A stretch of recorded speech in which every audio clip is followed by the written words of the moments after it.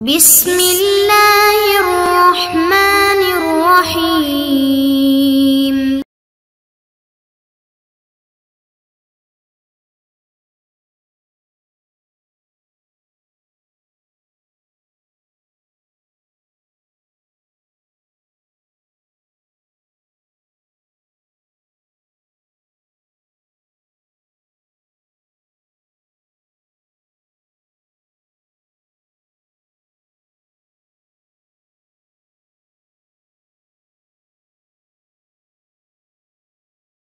يقبل الإشارة فحاله ووصفه بمنزلة أصله فيتعلق الأصل بتعلقه۔ اور صاحبین نے فرمایا کہ جو چیز اشارہ قبول نہ کرے اس کا حال اور اس کا وصف اس کی اصل کے درجے میں ہوگا، تو لہذا وصف کے تعلق سے اصل متعلق ہو جائے گا، یعنی ان عندہما کل ما کان من الامور الشرعیۃ الغیر المحسوسۃ کالطلاق والعتاق ونحوہما، فالحال والاصل بمنزلۃ واحدۃ اذ ہما غیر محسوسین، فلا معنى لجعل احدہما واقعا والآخر موقوفا، بل يعلق الاصل بالمشیۃ كما تعلق الوصف بها۔ یعنی کہ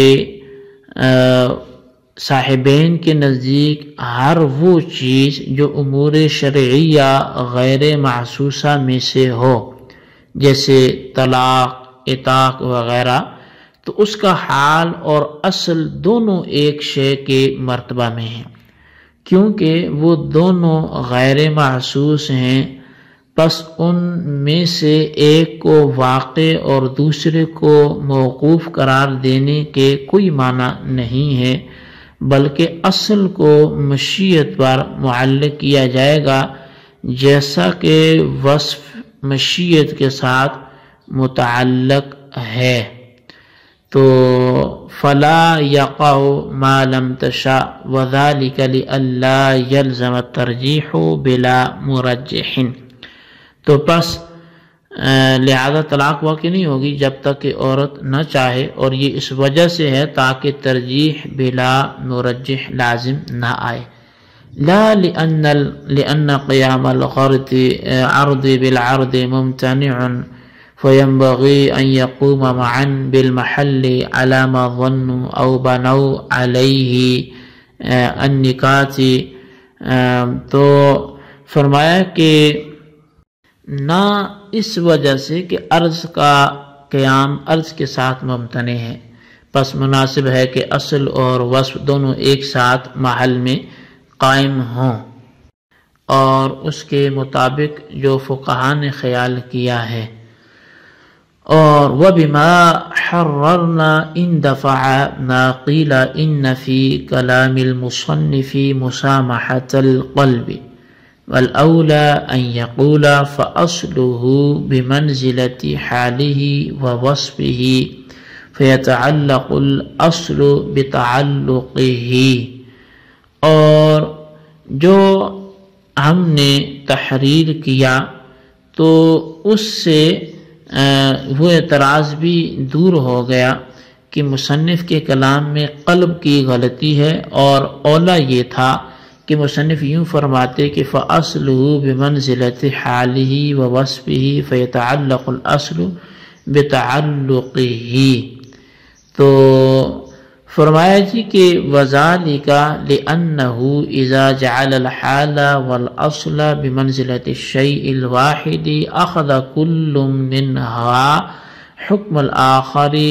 وأبو حنیفة يقول يلزم من هذا اتباع الأصل للوصف وهو خلاف القياس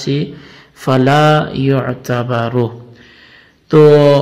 اس اعتراض کی دور ہونے کی وجہ یہ ہے کہ جب حال اور اصل شے واحدہ کے درجے میں قرار دیے گئے تو ان میں سے ہر ایک نے دوسرے کا حکم لے لیا، اور امام اعظم امام ابو حنیفہ رحمۃ اللہ تعالی علیہ فرماتے ہیں کہ اس سے اصل کو وصف کے تابع کرنا وہ لازم آتا ہے، اور یہ خلاف قیاس ہے، لہٰذا یہ غیر معتبر ہے۔ جی طلبہ کرام، یہ تھی ہمارے آج کے سبق کی عبارت اور اس کا ترجمہ۔ آئیے اب اس کی وضاحت کی طرف ہم بڑھتے ہیں۔ تو یہ بات تو پہلے گزر چکی ہے کہ حضرت امام اعظم امام ابو حنیفہ رحمۃ اللہ تعالی علیہ کے نزدیک اگر لفظ کیفہ کے ذریعے طلاق کو عورت کی مشیت پر معلق کیا گیا تو طلاق کی کیفیت اور اس کا حال عورت کی مشیت پر معلق ہوگا، اور اصل طلاق اور نفس طلاق وہ عورت کی مشیت پر معلق نہیں ہوگی، بلکہ نفس طلاق وہ تکلم کرتے ہی واقع ہو جائے گی۔ یہ امام اعظم امام ابو حنیفہ رحمۃ اللہ تعالی علیہ کے حوالے سے ہم نے گزشتہ اسباق میں پڑھا تھا، لیکن صاحبین رحمہم اللہ المبین نے فرمایا کہ ایسا نہیں ہے، بلکہ جس طرح وصف مشیت پر معلق ہوگا اسی طرح اس کے ساتھ ساتھ اصل بھی مشیت پر معلق ہوگا، کیونکہ جو چیز امور شرعیہ غیر محسوسہ میں سے ہو، جیسے طلاق، عتاق، بے، نکاح وغیرہ، تو اس کا حال اور اصل دونوں شے واحد کے مرتبے میں ہوتے ہیں، اس لیے کہ جب حال اور اصل دونوں غیر محسوس ہیں تو اصل کے وجود کے غیر محسوس ہونے کی وجہ سے اس کی معرفت اس کے آثار اور اوصاف کے ذریعے ہوگی، اور جب اصل کی معرفت اس کے وصف کے ذریعے ہوگی تو اصل کی معرفت اس کے وصف کی معرفت کی محتاج ہوئی۔ پہلے وصف کی معرفت ہوگی تو پھر اصل کی معرفت ہوگی،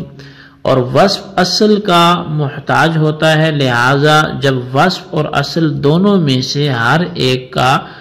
دوسرے کے محتاج ہونے کے حوالے سے یہ بات ظاہر ہو گئی تو دونوں برابر ٹھہرے، اور جب اصل اور وصف دونوں برابر ہیں تو ان میں سے ایک یعنی اصل طلاق کو واقع قرار دینے اور دوسرے یعنی وصف طلاق کو مشیت پر معلق کرنے کی کوئی وجہ نہیں باقی بچتی، بلکہ جس طرح وصف طلاق عورت کی مشیت پر معلق ہوگا اسی طرح اصل طلاق بھی عورت کی مشیت پر معلق ہوگی، اور جب اصل طلاق عورت کی مشیت پر معلق ہو گئی تو بغیر عورت کی مشیت کے اصل طلاق اور نفس طلاق بھی واقع نہیں ہوگی، اور عورت کی مشیت پر وصف طلاق کے معلق ہونے کی وجہ سے اصل طلاق کا معلق ہونا اس وجہ سے ہے تاکہ ترجیح بلا مرجح وہ لازم نہ آئے، کیونکہ وصف اور اصل یہ دونوں کے برابر ہونے کے باوجود اگر وصف کو معلق کیا گیا اور اصل کو معلق نہ کیا گیا تو خواہ مخواہ ترجیح بلا مرجح کا ارتکاب کرنا وہ لازم آئے گا۔ پس ترجیح بلا مرجح سے بچنے کے لیے اصل اور وصف دونوں کو عورت کی مشیت پر معلق کیا گیا ہے۔ تو بعض حضرات نے صاحبین کے قول کی وجہ یہ بھی بیان کی ہے کہ عرض کا قیام عرض کے ساتھ چونکہ ممتنع ہے اس لیے یہ بات نہیں ہوگی کہ طلاق اصل ہے، اور اس کی کیفیت عرض اور حال ہے، لہذا یہ عرض و حال اس کے ساتھ قائم ہوگا، کیونکہ طلاق بھی ایک عرض ہے۔ اگر ایسا ہوا تو عرض کا قیام عرض کے ساتھ لازم آئے گا، حالانکہ یہ ممتنع ہے، بلکہ اصل بات یہ ہے کہ اصل طلاق اور وصف طلاق دونوں برابر ہیں،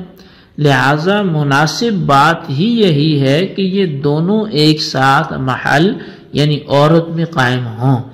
اس خیال کے مطابق جس کا اظہار فقہائے کرام نے کیا ہے اور جس پر انہوں نے بہت سے دقیق مسائل کی بنیاد رکھی ہے،